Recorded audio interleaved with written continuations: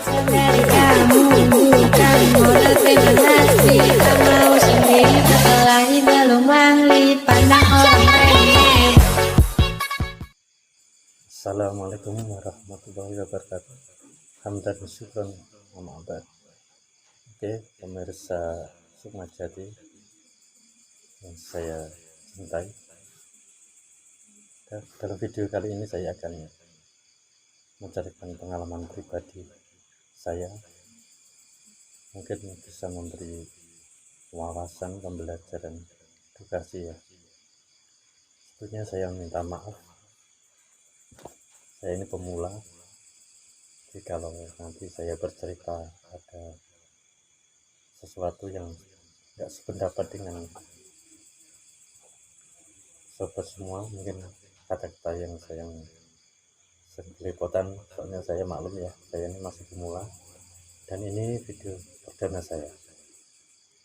Nanti saya akan menceritakan tentang sebuah ilmu hikmah ya. Saya akan membahas masalah kodam.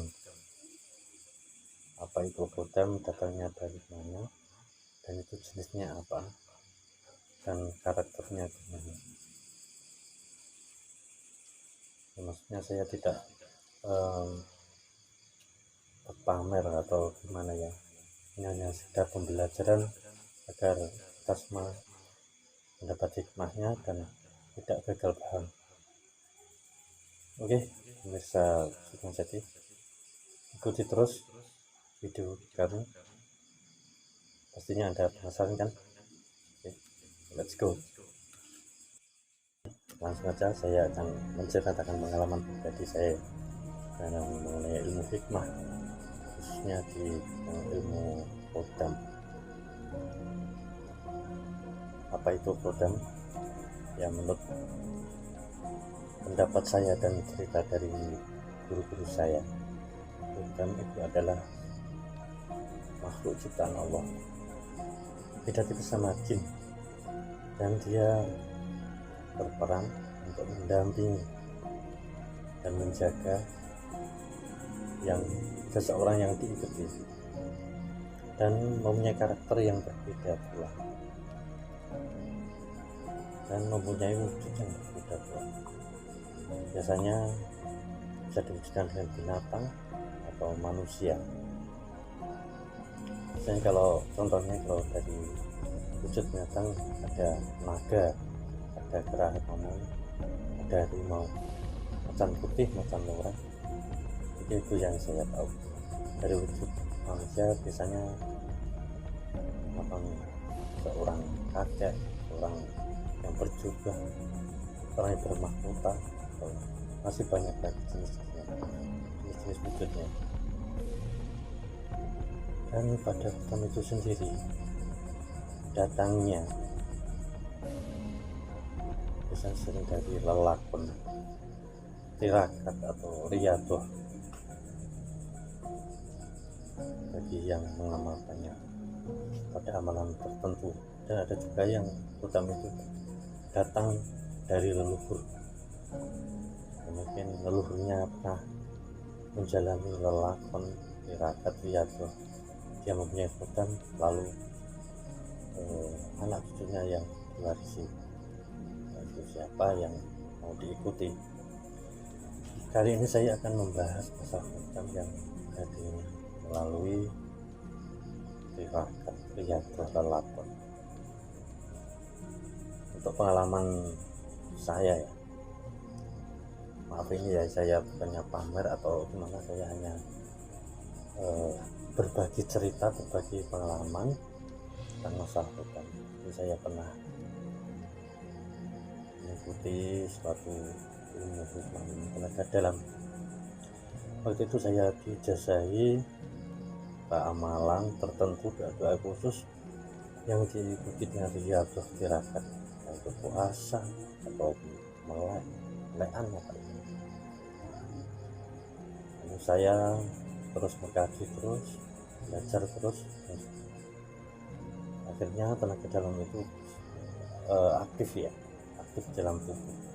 Untuk masalah kodam saya tidak pernah merasakan apa itu saya punya atau enggak, saya juga enggak tahu. Cuma ada yang bercerita atau yang pernah ngomong seseorang, katanya di dalam tubuh saya, di samping tubuh saya itu ada ini, ada itu, ada makhluk ini, ada itu, tapi saya sendiri juga nggak tahu. Saya juga nggak pernah di apa yang mimpi atau gimana, dan saya juga nggak pernah ingin bertemu. Itu yang cerita dari seseorang. Ada ya beberapa orang yang ngomong kayak gitu. Terus tahun saya belajar terus, akhirnya ya mungkin ada ini pengalaman apa ya, masa pengobatan itu. Nah, ke dalam itu saya kaji, terus saya kembangkan, bukan hanya untuk bela diri, untuk pengobatan, penyembuhan. Dan pada suatu ketika tetangga saya di desa saya itu ada yang sakit, itu kayak lumpuh, nggak bisa jalan, udah diobatin kemana-mana nggak sembuh. Akhirnya saya ada panggilan hati, bukan saya untuk mempraktikkan, bukan, saya hanya ingin ada panggilan hati, ingin siapa tahu doa saya diijabah oleh Allah. Terus saya ke rumahnya mencoba berdoa, ya Allah, terus kesembuhan orang itu. Saya mentransfer energi, dari itu kakinya dipegang aja nggak sakit, saya hanya meraba nggak menyentuh, ada jarak berapa 1 cm lah, saya meraba itu tetap lagi. Alhamdulillah 1 hari kemudian orang itu bisa jalan, pun belum total, bisa jalan total.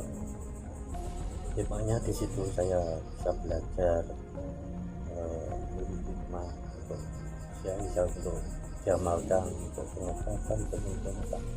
Bukan saya yang menyembuhkan, tapi hanya Allah yang menyembuhkan. Kalau masalah dan berperan atau tidaknya saya juga kurang tahu ya. Pengalaman pribadi saya, jadi kita gak boleh membanggakan sesuatu kelebihan atau semuanya milik Allah, kekuatan dari milik Allah, hanya Allah yang menghendaki. Oke, kita sambil ngopi boleh kan?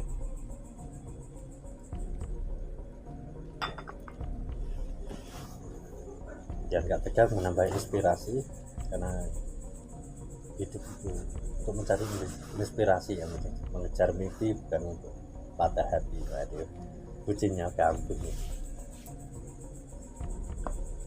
Maaf sampai rokan.